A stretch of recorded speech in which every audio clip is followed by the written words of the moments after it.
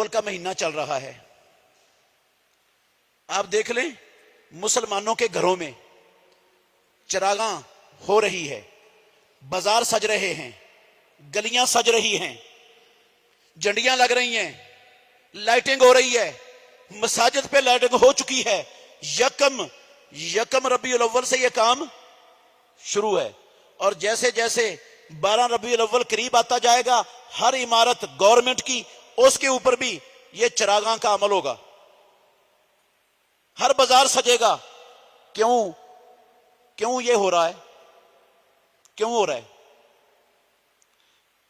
لوگ یہ کام ثواب سمجھ کے کر رہے ہیں، نیکی سمجھ کے کر رہے ہیں، اللہ کے تقرب کا ذریعہ سمجھ کے کر رہے ہیں۔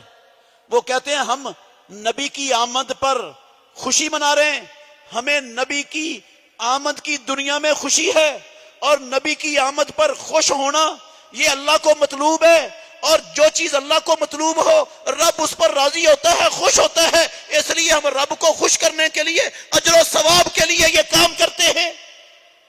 کوئی بندہ بھی یہ جھنڈیاں لگانا، یہ لائٹنگ کرنا، یہ بازار سجانا، پورے شہروں کے پورے بازار سجے ہوئے ہوتے ہیں، کوئی بندہ بھی اس کام کو لا یعنی فضول اور بے فائدہ سمجھ کے نہیں کرتا۔ کیا سمجھ کے کرتا ہے؟ ثواب سمجھ کر، نیکی سمجھ کر، نیکی سمجھ کر کرتا ہے۔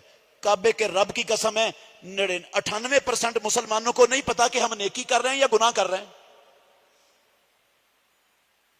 اگر یہ کام نیکی ہوتا، محمد الرسول اللہ اپنی نبوت والی 23 سالہ زندگی میں اللہ کی قسم ضرور ان کاموں میں سے کوئی کام کرتے جو آج ہو رہے ہیں، یا نہ کرتے آپ؟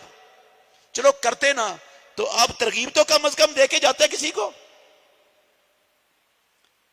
کم از کم قرآن میں کوئی اشارہ تک ہو جاتا ہے اس میں کہ محمد الرسول اللہ صلی اللہ علیہ وسلم جس مہینے میں پیدا ہوئے تھے اس مہینے میں چراغاں کرنی ہے، بازار سجانے ہیں، جھنڈیاں لگانی ہیں، جلوس نکالنے ہیں۔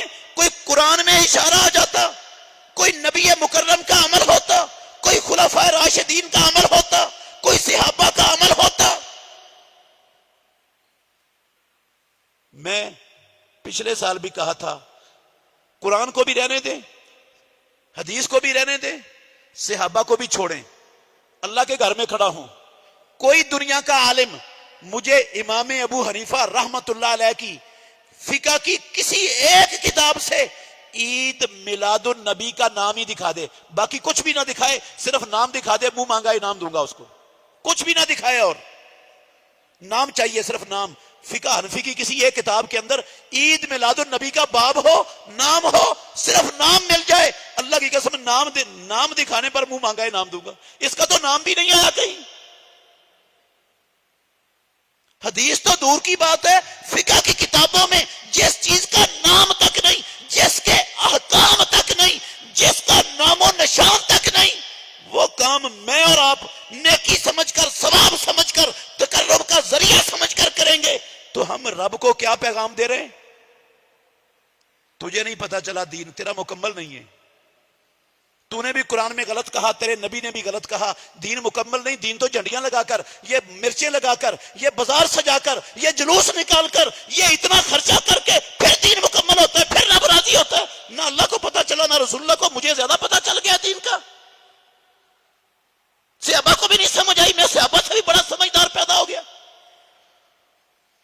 اللہ کے گھر میں کھڑا ہوں، اللہ کی قسم لوگ لا علمی میں، بعض لوگوں کے فتنوں کا شر کا شکار ہو کر لا علمی میں اربوں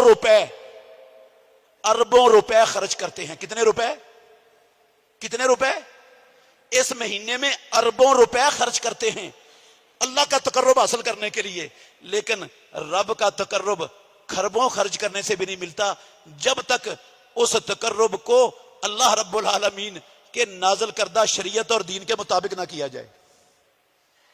ساری دنیا کی دولت بھی خرچ کر دیں گے، تقرب نہیں ملے گا، اللہ کی قسم لعنتیں ملیں گی۔ دین مکمل ہو گیا تھا، اللہ کے نبی کی زندگی میں ہوا مکمل۔ صحابہ کو نہیں سمجھ آئی، مجھے زیادہ سمجھ آ گئی۔ میں جھنڈے لگاؤں، جھنڈیاں لگاؤں، جلوس نکالوں، بازار سجاؤں، پیسے خرچ کروں اس پر۔ بہترین صدقہ جاریہ حاصل کرنے کے لیے اس ویڈیو کو لائک، کمنٹ اور شیئر کرنا مت بھولیں۔